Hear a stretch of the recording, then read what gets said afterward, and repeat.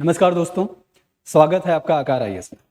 आकार आईएएस में आज हम बात करेंगे हिस्ट्री के कुछ इंपॉर्टेंट क्वेश्चंस के बारे में।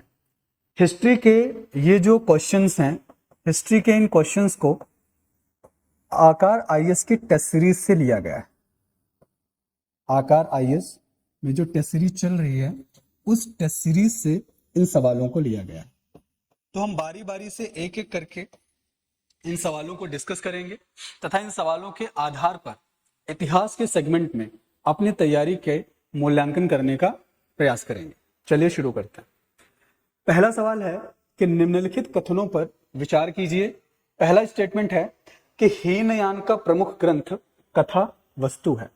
दूसरा स्टेटमेंट कहता है कि जैन साहित्य को आगम कहा जाता है। पूछ रहा है कि उपरोक्त में से कौन सा से कथन सही है? केवल एक, केवल दो, एक और दो, दोनों, ना तो एक ना ही दो। कुछ लोग पहला कथन पे अगर हम बात करें, पहला कथन है कि हीनयान का प्रमुख ग्रंथ कथा वस्तु। हीनयान ये वही हीनयान है जो कि बुद्धिज्म की एक शाखा है। बुद्धिज्म की दो शाखाएं हैं। बुद्धिज्म की एक शाखा है महायान, बुद्धिज्म की एक शाखा है जिसे क्या कहते हैं? महायाना। और बुद्धिज्म की दूसरी शाखा है जिसे क्या कहते हैं? हीनयाना। तो हीनयाना का जो प्रमुख ग्रंथ है वह है कथा वस्तु। कथा वस्तु, कथा वस्तु जो है हीनयान का प्रमुख ग्रंथ है। और कथा वस्तु में महात्मा बुद्ध यानी गौतम बुद्ध के जीवन से रिलेटेड कई सारी चीजें, कई कहानियां, किस्से जो हैं वो देखने को मिलते हैं। कथा वस्तु की अगर बात करें तो कथा वस्तु को लिखा गया था, Katha Vatthu was written by the Moggaliputta Tissa. Moggaliputta Tissa जो हैं, he was the writer of the Katha Vatthu. कथा वस्तु के रचयिता मोगलीपुत्र तिस हैं। वही मोगलीपुत्र तिस हैं जिन्होंने तृतीय बौद्ध संगीति की अध्यक्षता की थी। द थर्ड बुद्धिस्ट काउंसिल, जो तृतीय बौद्ध संगीति जो कि अशोक के शासन काल के समय हुई थी, उसकी अध्यक्षता जो है वो मोगलीपुत्र तिस के द्वारा की गई थी। तो पहला स्टेटमेंट सही है कि हीनयान का प्रमुख ग्रंथ जो है वो कौन है? कथा वस्तु। दूसरे स्टेटमेंट की अगर बात करें तो दूसरा स्टेटमेंट कह रहा है कि जैन साहित्य को आगम कहा जाता है। यह भी एक सही स्टेटमेंट है कि जैन साहित्य का पूरा एक जो कॉम्बिनेशन है उसको क्या कहते हैं? आगम कहते हैं। जैन धर्म से रिलेटेड या जैन हिस्ट्री से रिलेटेड अगर उनके इतिहास के बारे में जानकारी मिलती है तो जैन धर्म के इतिहास की जो जानकारी मिलती है वह जानकारी हमें मिलती है कल्प सूत्र से। कल्प सूत्र से जैन तीर्थंकरों की जीवनियों के बारे में, जैन तीर्थंकरों के इतिहास के बारे में हमें पूरी जानकारी मिलती है। कल्प सूत्र के रचयिता की अगर बात करें तो कौन था? द कल्प सूत्र वॉज रिटन बाय दी भद्र बाहु। भद्र बाहु जो थे, ही was the author of the कल्प सूत्र। कल्प सूत्र के रचयिता कौन थे? भद्र बाहु थे। तो यहां पर दोनों स्टेटमेंट सही हैं, स्टेटमेंट 1 एंड स्टेटमेंट 2। तो the correct answer will be C. 1 और 2 यहां पर दोनों सही माने जाएंगे। अगले क्वेश्चन पे चलते हैं। नेक्स्ट क्वेश्चन कह रहा है कि निम्नलिखित में से कौन सिकंदर के साथ आने वाले लेखकों में शामिल नहीं था? इन चार में से कौन सा ऐसा लेखक था जो सिकंदर के साथ आने वाले लेखकों में शामिल नहीं था? ए ऑप्शन है निरियाकस, बी है आनेसिक्रेटस, तीसरा है अरिस्टोबुलस और चौथा है डायमेकस। अगर बात करें तो ये ऊपर के तीन लेखक यानी कि निरियाकस, आनेसिक्रेटस और अरिस्टोबुलस, ये तीनों लेखक सिकंदर के साथ आने वाले लेखकों में शामिल हैं।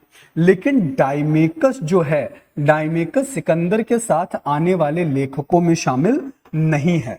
सिकंदर जो है वो सीरियन राजा, सीरियन नरेश, सीरियन राजा आंतियोकस के साथ आया था। सीरियन राजा आंतियोकस के साथ आने वाले लेखकों में शामिल है। सीरियन राजा आंतियोकस था, उसके साथ में कौन आया? डायमेकस आया। निरियाकस, आनेसिक्रेटस और अरिस्टोबुलस, ये तीन लेखक जो हैं वो सिकंदर के साथ आने वाले लेखकों में शामिल माने जाते हैं। और डायमेकस भारत में बिंदुसार के राज दरबार में आया था। डायमेकस बिंदुसार के राज दरबार में आया था in the court of the Bindusara. ठीक है, तो इसमें पूछ रहा है कि कौन शामिल नहीं है, तो डाइमेकस जो है वो सिकंदर के साथ आने वाले लेखकों में शामिल नहीं है। ठीक है, नेक्स्ट क्वेश्चन देखते हैं। अगला सवाल है कि निम्नलिखित कथनों पर विचार कीजिए। कौन कौन से कथन हैं? पहला स्टेटमेंट है कि वेदों की रचना महर्षि कृष्ण द्वैपायन वेदव्यास ने की। वेद जो हैं वह महर्षि कृष्ण द्वैपायन वेदव्यास के द्वारा जो है वो लिखे गए। देन दूसरा स्टेटमेंट है कि ऋग्वेद सर्वाधिक प्राचीन वेद है जिसकी रचना 1500 ईस्वी पूर्व से 1000 ईस्वी पूर्व के मध्य हुई। तीसरा स्टेटमेंट कह रहा है कि अथर्ववेद में मनुष्य के विचारों तथा अंधविश्वासों का विवरण मिलता है। आइए तीनों स्टेटमेंट्स पे नजर डालें और इन सवाल के रेफरेंस से पूछ रहा है दैट के उपरोक्त तीनों कथनों में से कौन सा कथन सही है। अगर वेदों के बारे में बात करें, if we talk about the Vedas, तो महर्षि कृष्ण द्वैपायन ने वेदों को 4 भागों में बांटा। कौन कौन से 4 भाग? एक ऋग्वेद, सामवेद, यजुर्वेद और अथर्ववेद। ऋग्वेदा, सामवेदा और अथर्ववेदा, ये 4 वेदों में महर्षि कृष्ण द्वैपायन वेदव्यास ने वेदों को विभाजित किया। इसके साथ साथ महर्षि वेदव्यास ने वेदों को लिपिबद्ध करने का भी काम किया। तो वेदों को लिपिबद्ध करने का काम किसके द्वारा किया गया? वेदों को लिपिबद्ध करने का काम महर्षि कृष्ण द्वैपायन वेदव्यास के द्वारा किया गया। तो पहला स्टेटमेंट सही है। दूसरा स्टेटमेंट है कि ऋग्वेद सर्वाधिक प्राचीन वेद है। ऐसा हम सभी जानते हैं कि 4 वेदों में से जो सबसे प्राचीन वेद है वो किसे माना जाता है? 4 वेदों में से सबसे प्राचीन वेद ऋग्वेद को माना जाता है, जिसकी रचना 1500 ईसा पूर्व से 1000 ईस्वी पूर्व के मध्य हुई। तो एज वी नो दैट कि 1500 बीसी से लेकर के और 1000 बीसी के बीच का जो टाइम जोन माना जाता है उसे हम क्या कहते हैं? उसे हम कहते हैं ऋग्वैदिक पीरियड। उसे कहते हैं ऋग्वैदिक पीरियड। तो दूसरा स्टेटमेंट भी इस हिसाब से यहां सही हो जाता है कि ऋग्वेद सर्वाधिक प्राचीन वेद है और 1500 ईस्वी पूर्व से लेकर 1000 ईस्वी पूर्व के मध्य ऋग्वेद की रचना मानी जाती है। तीसरे स्टेटमेंट की बात करें, तीसरा स्टेटमेंट कहता है कि अथर्ववेद में, 4 वेदों में से जो चौथा वेद है अथर्ववेद, तो अथर्ववेद में मनुष्य के विचारों तथा अंधविश्वासों का विवरण मिलता है। सही है कि अथर्ववेद में राजभक्ति, विवाह, रोग निवारण, इन सब चीजों से संबंधित मंत्र, ब्लैक मैजिक, इन सारी चीजों से रिलेटेड जो इंफॉर्मेशन हमें मिलती है वो कहां से मिलती है? अथर्ववेद से मिलती है। अथर्ववेद के बारे में एक और फैक्ट पे अगर हम बात करें तो ये है कि Atharvaveda was composed by the महर्षि अथर्वा। महर्षि अथर्वा के द्वारा अथर्ववेद की रचना की गई। दैट्स व्हाई इसको क्या नाम दिया गया? अथर्ववेद इसका नाम दिया गया। तो इस क्वेश्चन में तीनों स्टेटमेंट सही हैं, स्टेटमेंट 1, 2 एंड 3। तो the correct answer will be 1, 2 and 3. Answer will be A। अगले सवाल पर देखते हैं। नेक्स्ट क्वेश्चन है कि निम्नलिखित में से कौन सही सुमेलित नहीं है? मैचिंग से रिलेटेड क्वेश्चन है। पूछ रहा है 4 ऑप्शन में से कि कौन सा ऑप्शन करेक्टली मैच्ड नहीं है। पहला ऑप्शन है ऑप्शन ए नासिक अभिलेख, गौतमी बालश्री। दूसरा है एहोल अभिलेख, पुलकेशिन द्वितीय। तीसरा है मंदसौर अभिलेख, मालवा नरेश यशोधर्मन। और चौथा है देवपाड़ा अभिलेख, स्कंदगुप्त। इन चारों ऑप्शन में चलिए एक एक करके देखते हैं। पहले देखते हैं नासिक अभिलेख के बारे में। नासिक अभिलेख के बारे में अगर बात करें, पहला है नासिक अभिलेख, नासिक इंस्क्रिप्शन। नासिक इंस्क्रिप्शन की बात करें तो नासिक इंस्क्रिप्शन सिचुएटेड है कहां? महाराष्ट्र में। महाराष्ट्र। नासिक इंस्क्रिप्शन से हमें गौतमीपुत्र शातकर्णी के बारे में, गौतमीपुत्र शातकर्णी के बारे में डिटेल इंफॉर्मेशन मिलती है। गौतमी पुत्र सातकर्णी जो कि गौतमी बालश्री के पुत्र माने जाते हैं, उनके अचीवमेंट से रिलेटेड डिटेल्ड इंफॉर्मेशन हमें मिलती है कहां से? नासिक इंस्क्रिप्शन से। नासिक इंस्क्रिप्शन में गौतमी पुत्र सातकर्णी के साथ साथ सातवाहना रूलर्स जो थे, सातवाहना रूलर्स के बारे में भी इंफॉर्मेशन मिलती है। तो नासिक अभिलेख जो है वो एसोसिएटेड है किससे? गौतमी बालश्री से। So the first option is correct. Second option पे अगर बात करें ऐहोल अभिलेख, तो ऐहोल अभिलेख में अगर हम बात करें तो ऐहोल अभिलेख सिचुएटेड है कर्नाटका में, कर्नाटका में। और ऐहोल अभिलेख जो है इसको लिखा गया था, ऐहोल अभिलेख वॉज रिटन बाई रवि कीर्ति। रवि कीर्ति, रवि कीर्ति जो हैं, रवि कीर्ति वॉज अ पोएट। रवि कीर्ति एक कवि थे। कहां, किसके दरबार में कवि थे? पुलकेशिन द्वितीय के दरबार में कवि थे। तो पुलकेशिन सेकंड के राज दरबार में राजकवि थे रवि कीर्ति, जिन्होंने ऐहोल इंस्क्रिप्शन को लिखा था। ऐहोल इंस्क्रिप्शन के बारे में एक इंपॉर्टेंट फैक्ट यह है, ऐहोल इंस्क्रिप्शन को माना जाता है that it is a cradle of Indian architecture. भारतीय वास्तुकला का जो उद्गम है वो किसे माना जाता है? ऐहोल इंस्क्रिप्शन को भारतीय वास्तुकला का उद्गम माना जाता है।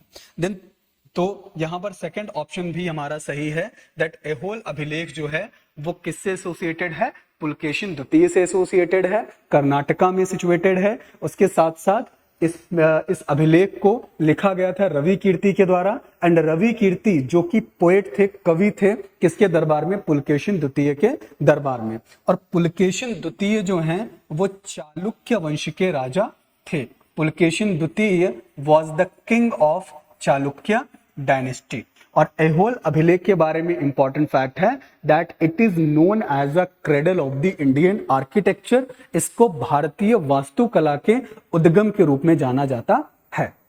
तीसरे ऑप्शन पे अगर बात करें मंदसौर अभिलेख, तो मंदसौर अभिलेख जो है इट इज मंदसौर अभिलेख, तो मंदसौर अभिलेख जो है वो कहां है? एमपी में। मंदसौर, तो मंदसौर अभिलेख कहां है? मंदसौर अभिलेख आपका है एमपी में, मध्य प्रदेश में। और मंदसौर अभिलेख से यशोधर्मन की विजय का उल्लेख मिलता है। यशोधर्मन की कौन सी विजय का उल्लेख मिलता है? यशोधर्मन की हूण राजा, हूण किंग मिहिरकुल, हूण किंग जो मिहिरकुल थे, मिहिरकुल पर विजय का उल्लेख मिलता है। कहां से? मंदसौर अभिलेख से। मंदसौर अभिलेख किस भाषा में लिखा हुआ है? मंदसौर अभिलेख संस्कृत भाषा में लिखा हुआ है। तो तीनों ऑप्शन यहां पर सही पाए जाते हैं, यानी कि मंदसौर अभिलेख भी मालवा नरेश यशोधर्मन से रिलेटेड है। और मंदसौर अभिलेख में मालवा नरेश यशोधर्मन जो हैं उनकी पूर्ण राजा मिहिरकुल पर विजय का उल्लेख जो है वो मंदसौर अभिलेख से मिलता है। देवपाड़ा अभिलेख की अगर बात करें तो देवपाड़ा अभिलेख स्कंदगुप्त से एसोसिएटेड नहीं है, बल्कि देवपाड़ा अभिलेख जो है वो बंगाल नरेश विजय सेन से संबंधित है, विजय सेन से संबंधित है। तो Deopara inscription is associated with the Bengal king Vijay Sen, it is not Skandagupta. तो पूछ रहा है कि कौन सा सही सुमेलित नहीं है। So the correct option is D is not correctly matched. बाकी जो तीन ऑप्शंस आपके हैं, नासिक अभिलेख associated with the Gautami Balashri Aihole inscription, Pulakeshin second and Mandsaur अभिलेख is associated with the Malwa naresh Yashodharman. आइए नेक्स्ट क्वेश्चन देखते हैं। अगला सवाल है कि निम्नलिखित कथनों पर विचार कीजिए। पहला ऑप्शन है, स्टेटमेंट है कि टॉलमी ने दूसरी शताब्दी में भारत के भूगोल नामक पुस्तक लिखी। तो टॉलमी ने सेकंड सेंचुरी में भारत के भूगोल नाम की पुस्तक लिखी। सेकंड स्टेटमेंट है कि प्लिनी ने प्रथम शताब्दी में नेचुरल हिस्ट्री नामक पुस्तक लिखी, जो कि भारतीय पशुओं, पेड़ पौधों आदि के बारे में विवरण प्रस्तुत करती है। हेरोडोटस ने 5वीं शताब्दी ईसा पूर्व में अपनी पुस्तक हिस्टोरिका, भारत फारस के संबंध का वर्णन जिसमें किया गया है, उसको लिखी। तो 3 स्टेटमेंट आपके सामने हैं। पूछ रहा है कि कौन सा स्टेटमेंट सही नहीं है, तो इसमें तीनों स्टेटमेंट सही हैं। दैट टॉलमी ने 2nd सेंचुरी में भारत का भूगोल यानी कि ज्योग्राफी ऑफ इंडिया नामक पुस्तक लिखी। प्लिनी ने भी प्रथम शताब्दी में 1st सेंचुरी में नेचुरल हिस्ट्री नामक पुस्तक लिखी थी, जिसमें भारतीय पशुओं, पेड़ पौधों, इन सब के बारे में इंफॉर्मेशन मिलती है। तीसरा स्टेटमेंट है दैट हेरोडोटस के बारे में। हेरोडोटस ने 5th सेंचुरी में 5वीं शताब्दी ईसा पूर्व में अपनी प्रसिद्ध पुस्तक हिस्टोरिका लिखी, जिसमें भारत के साथ फारस के संबंध कैसे थे उनका वर्णन किया गया। तो तीनों स्टेटमेंट सही हैं। The correct option will B D 1, 2, 3। Next question अगर देखें, अगला सवाल है कि निम्नलिखित कथनों पर विचार कीजिए। पहला स्टेटमेंट है अष्टाध्यायी के लेखक पाणिनि है। अष्टाध्यायी के लेखक पाणिनि है। सेकंड स्टेटमेंट है पतंजलि के महाभाष्य से शुंग के इतिहास का पता चलता है। पूछ रहा है कि उपरोक्त में से कौन सा कथन गलत है। कौन सा कथन गलत है कि तो ऑप्शन ए केवल 1, बी केवल 2, 1 और 2 दोनों, ना तो 1 ना ही 2। इन दोनों पर देखते हैं। पहला स्टेटमेंट है कि अष्टाध्यायी के लेखक पाणिनि हैं। एज वी नो दैट कि हाँ, अष्टाध्यायी को किसके द्वारा लिखा गया? पाणिनि के द्वारा लिखा गया। पाणिनि जिन्हें फादर ऑफ लिंग्विस्टिक कहा जाता है, लिंग्विस्टिक कहा जाता है, यानी कि भाषा विज्ञान के जनक के रूप में, भाषा विज्ञान के जनक के रूप में पाणिनि को जाना जाता है। पाणिनि ने अष्टाध्यायी की रचना की। अष्टाध्यायी का मतलब है 8 चैप्टर्स यानी कि 8 अध्याय, जिसमें कि संस्कृत व्याकरण से संबंधित चीजों को पाणिनि के द्वारा लिखा गया। संस्कृत व्याकरण को बोलने और संस्कृत को लिखने से संबंधित जो नियम हैं वह अष्टाध्यायी में लिखे गए। लगभग 4000 ग्रामेटिकल रूल्स, लगभग 4000 ग्रामेटिकल रूल्स के बारे में जो है पाणिनि ने अष्टाध्यायी में लिखा। तो फर्स्ट ऑप्शन इज करेक्ट कि अष्टाध्यायी के लेखक पाणिनि हैं। सेकंड ऑप्शन है कि पतंजलि के महाभाष्य से शुंग के इतिहास का पता चलता है। This option is also correct कि पतंजलि ने महाभाष्य की रचना की और पतंजलि के महाभाष्य से शुंग वंश के शासन काल के बारे में हमें इंफॉर्मेशन मिलती है।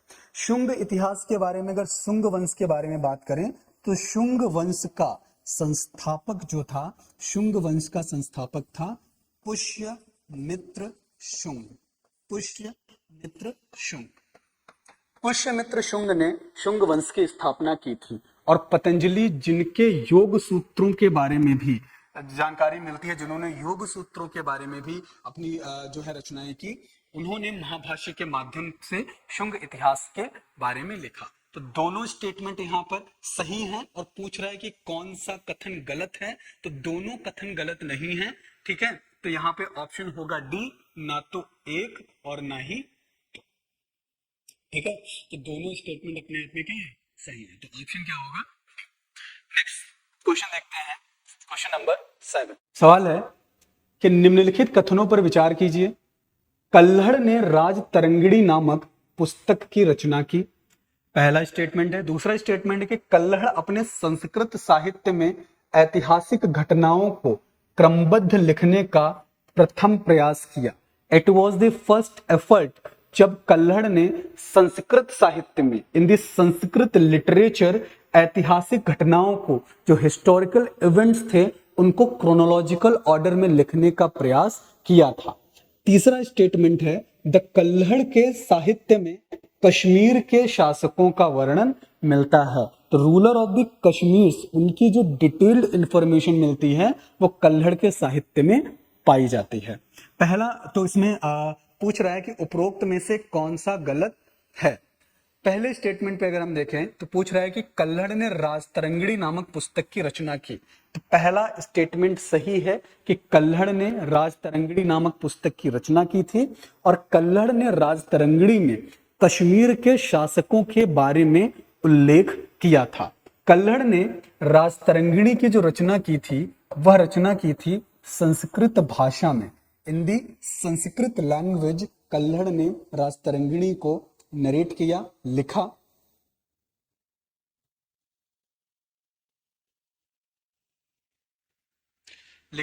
और कल्हड़ ने राजतरंगिणी की रचना जो है वो 12वीं शताब्दी में यानी कि 12th सेंचुरी में की थी।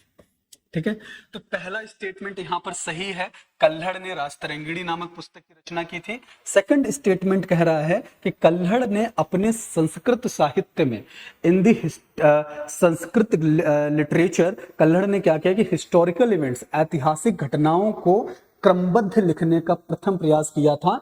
This statement is also correct, यह स्टेटमेंट भी सही है आपका। तीसरा स्टेटमेंट कह रहा है कि कल्हड़ के साहित्य में कश्मीर के शासकों का वर्णन है। तो यह भी बात सही है कि कल्हड़ कश्मीर से एसोसिएटेड थे, तो उन्होंने अपनी रचनाओं में, अपने साहित्यों में कश्मीर के शासकों का वर्णन किया है, जैसा कि उन्होंने अपनी राजतरंगिणी में किया। ठीक है, तो तीनों स्टेटमेंट यहां पर सही हैं, और इनमें पूछ रहा है कि इनमें से कौन सा गलत है, तो कोई भी गलत नहीं है। तो यहां पर ऑप्शन होगा डी कि कोई भी गलत नहीं। ठीक है, तीनों ऑप्शन क्या है, सही है। अगला सवाल देखते हैं। नेक्स्ट क्वेश्चन है कि निम्नलिखित कथनों पर विचार करें। अथर्ववेद की एकमात्र जीवित शाखा शाकल है। दूसरा स्टेटमेंट है कि ऋग्वेद की शाखाएं शौनक और पेप्पलाद हैं। तो चार वेद, ऋग्वेद, यजुर्वेद या ऋग्वेद, सामवेद, यजुर्वेद और अथर्ववेद, उनमें से पूछ रहा है कि अथर्ववेद की एकमात्र जीवित शाखा कौन है, शाकल। और पूछ रहा है कि ऋग्वेद की शाखाएं शौनक और पेप्पलाद हैं। ठीक है, फिर पूछ रहा है कि उपरोक्त में से सही कथन का चुनाव करें। तो यहां पे है क्या कि हम देखें तो अथर्ववेद की जो शाखा है, अथर्ववेद की जो शाखा है वह है शौनक और पेप्पलाद। ठीक है, और ऋग्वेद की जो जीवित शाखा है वह है शाकल। स्टेटमेंट ऊपर नीचे है। ठीक है, तो अगर हम शौनक और पेप्पलाद को यहां शिफ्ट कर दें और शाकल को यहां शिफ्ट कर दें तो दोनों स्टेटमेंट सही हो जाएंगे। अभी दोनों स्टेटमेंट गलत हैं, तो पूछ रहा है कि कौन सा कथन सही है, तो दोनों कथन सही नहीं है। तो यहां पर ना तो एक ना ही दो। ठीक है, तो दोनों कथन क्या है, गलत है। तो यहां पे करेक्ट ऑप्शन क्या आपका होगा, सॉरी, यहां पे करेक्ट ऑप्शन आपका होगा सी कि एक और दो दोनों कथन क्या हैं, गलत हैं। तो ये ध्यान रखिएगा कि अथर्ववेद की जो एकमात्र जीवित शाखा है वो क्या है, शौनक और पेप्पलाद, और ऋग्वेद की जो शाखा है वो कौन है, शाकल। ठीक है, अगले सवाल पे नजर डालते हैं। नेक्स्ट क्वेश्चन है कि जिस काल में मनुष्य ने घटनाओं का कोई लिखित विवरण उद्धृत नहीं किया है उसे आद्य ऐतिहासिक काल कहा जाता है। यानी कि वो एज प्रोटो हिस्ट्री के नाम से जानी जाती है जिस एज में लोगों ने लिखित विवरण उद्धृत नहीं किया। दूसरा स्टेटमेंट कह रहा है कि जिस काल में लेखन कला का प्रचलन होने के बावजूद उसे पढ़ा नहीं जा सका उसे क्या कहते हैं, प्रागैतिहासिक काल, यानी कि प्री हिस्टोरिक पीरियड कहते हैं। पूछ रहा है कि दोनों में से कौन सा कथन असत्य है।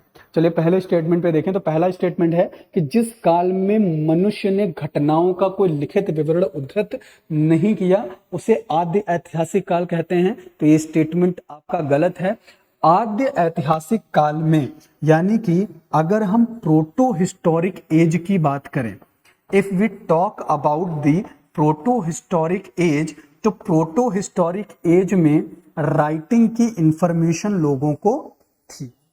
ठीक है, राइटिंग की इंफॉर्मेशन लोगों को थी, लेकिन वो बात अलग है कि प्रोटो हिस्टोरिक एज में जो रिटन एविडेंसेस हमको मिले हैं, जो लिखित साक्ष्य हमको मिले हैं, उन्हें अभी तक नहीं पढ़ा जा सका है। For example Indus valley civilisation, Sindhu घाटी की सभ्यता। सिंधु घाटी की सभ्यता से जो लिखित साक्ष्य मिले हैं, जो रिटन एविडेंसेस मिले हैं, उन्हें नहीं लिखा, उन्हें नहीं पढ़ा जा सका है। रीजन उसके पीछे ये है कि वह सभी साक्ष्य, वह सभी जो डॉक्यूमेंट्स हैं उनको पिक्टोग्राफिक यानी कि भाव चित्रात्मक लिपि में लिखा गया है। सो दैट्स व्हाई कि उन्हें अभी तक डेसिफर नहीं किया जा सका है। तो प्रोटो हिस्टोरिक एज में राइटिंग की नॉलेज लोगों को थी, लेकिन जो प्री हिस्टोरिक एज है, जो प्री हिस्टोरिक एज है यानी कि प्रागैतिहासिक काल, प्रागैतिहासिक काल में लोगों को राइटिंग के बारे में इंफॉर्मेशन नहीं थी। तो यहां पर भी दोनों स्टेटमेंट ऊपर नीचे हैं। तो पूछ रहा है कि कौन सा असत्य है, तो दोनों असत्य है। तो करेक्ट ऑप्शन आपका क्या होगा?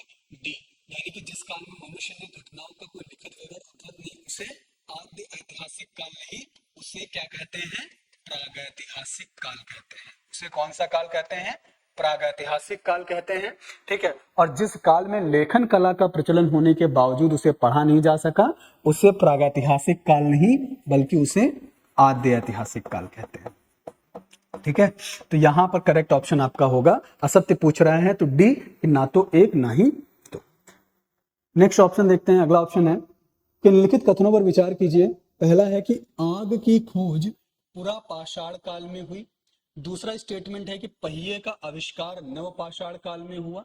तीसरा है कि स्थायी निवास की प्रवृत्ति नवपाषाण काल में आई। और चौथा है मनुष्यों द्वारा प्रयोग किए जाने वाला प्रथम औजार कुल्हाड़ी था, जो अतिरंपक्कम से प्राप्त हुआ। अतिरंपक्कम जो कि तमिलनाडु में है। तो तमिलनाडु से बोला जा रहा है कि पहला प्रथम औजार जो है कुल्हाड़ी वहां से प्राप्त हुआ। उपरोक्त में से कौन सा कथन सत्य है? वैसे आग की खोज, पत्थरों को रगड़ने से आग की खोज, आग का आविष्कार हुआ। ठीक है। तो वो कब हुआ? पुरा पाषाण काल में। तो ये ऑप्शन आपका स्टेटमेंट सही है। दूसरा स्टेटमेंट है कि पहिए का आविष्कार नवपाषाण काल में हुआ था, क्योंकि चीजों को एक जगह से दूसरी जगह तक ले जाने में बहुत सारी परेशानियों का सामना करना पड़ता था। धीरे धीरे मानव उद्विकास की प्रक्रिया में यह एक जो है इनोवेशन हुआ, इस चीज का एक आविष्कार। मनुष्य ने पहिए का निर्माण किया, पहिए का आविष्कार किया, जिससे कि आवागमन में जो कठिनाइयों का सामना करना पड़ता था, वो कठिनाइयां कहीं ना कहीं अब आसान हो गई थी। तो नवपाषाण काल, ठीक है, न्यूलिथिक एज में पहिए का आविष्कार माना जाता है। This statement is also correct. तीसरा है कि स्थायी निवास की प्रवृत्ति भी नवपाषाण काल में जो है उत्पन्न हुई। पहले जो मानव उद्विकास की प्रक्रिया में अगर हम नजर डालें तो पहले व्यक्ति का जीवन खाना बदोश था, जंगलों में रहता था, नोमैडिक था। धीरे धीरे क्या हुआ कि एक सेटलमेंट, एक स्थायी निवास की प्रक्रिया उसके अंदर जब डेवलप होनी शुरू हुई, तब तक हम नवपाषाण काल में शिफ्ट कर चुके थे। तो स्थायी निवास की प्रवृत्ति नवपाषाण काल में देखी जाती है, जहां पर खाद्यों का संग्रह करना, डोमेस्टिकेशन ऑफ एनिमल्स, पशुओं का पालन करना, ये सारी प्रक्रियाएं जो हैं वो चलन में आ चुकी थी। चौथे स्टेटमेंट पे अगर हम बात करें, तो मनुष्यों द्वारा प्रयोग किए जाने वाला प्रथम औजार कुल्हाड़ी था। इट इज करेक्ट कि प्रथम औजार जो मानवों के द्वारा इस्तेमाल किया गया वो था कुल्हाड़ी, जो कि अतिरंपक्कम यानी कि तमिलनाडु से प्राप्त हुआ। तो इन चारों स्टेटमेंट में से चारों स्टेटमेंट करेक्ट हैं, स्टेटमेंट 1, 2 एंड 3। नेक्स्ट क्वेश्चन अगर देखें, नेक्स्ट क्वेश्चन है कि निम्नलिखित कथनों पर विचार करें कि कृषि का प्रथम उदाहरण मेहरगढ़ से प्राप्त होता है। चावल का प्राचीनतम साक्ष्य कोल्डिहवा से मिला है। रॉबर्ट्स ब्रूसफुट जो पहले व्यक्ति थे जिन्होंने 1863 में पूरा पाषाण कालीन औजारों की खोज की, पल्लवरम नामक स्थान पर की थी। उपरोक्त में से कौन सा कथन सही है? 1 और 2, 1 और 3, 1, 2 और 3, इनमें से कोई नहीं। चलिए इसको देखते हैं। मेहरगढ़, मेहरगढ़ जो कि पाकिस्तान के बलूचिस्तान प्रांत में स्थित है। पाकिस्तान का जो बलूचिस्तान प्रांत है, पाकिस्तान के बलूचिस्तान प्रांत में मेहरगढ़ है। तो मेहरगढ़ से कृषि के जो उदाहरण प्राप्त हुए, प्रथम उदाहरण प्राप्त हुए, वो कहां से प्राप्त हुए? मेहरगढ़ से प्राप्त हुए। दूसरा स्टेटमेंट है कि चावल का प्राचीनतम साक्ष्य कोल्डिहवा जो कि यूपी में है, उत्तर प्रदेश में है, वहां से मिला। ये स्टेटमेंट भी सही है। रॉबर्ट्स ब्रूसफुट पहले व्यक्ति थे जिन्होंने 1863 में पूरा पाषाण कालीन औजारों की खोज जो है पल्लवरम, पल्लवरम कहाँ है? तमिलनाडु में से की थी। तो ये स्टेटमेंट सही है। Roberts Bruce Foote was the first person, first geologist जिन्होंने क्या किया कि 1863 में पूरा पाषाण कालीन औजारों की खोज जो है पल्लवरम यानी कि तमिलनाडु नामक स्थान पर की थी। तो पूछ रहा है कि तीनों में से कौन सा सही है, तो C option will be correct, that 1, 2 और 3 यहां पर तीनों स्टेटमेंट आपके क्या हैं, सही हैं। आज हमने एक एक करके इन 10 सवालों पर चर्चा की। दैनिक आधार पर, डेली बेसिस पर हम रोज 10 सवालों के प्रैक्टिस करेंगे और 27 अक्टूबर जब आपका एग्जाम आने वाला होगा तब तक हम मैक्सिमम क्वेश्चंस की प्रैक्टिस जो है अपनी तैयारी को स्ट्रेंथन करने के लिए कर चुके होंगे। तब तक के लिए धन्यवाद। अगर आपको ये वीडियो पसंद आया तो इस वीडियो को ज्यादा से ज्यादा लाइक करें, शेयर करें एंड सब्सक्राइब करें। Thank you.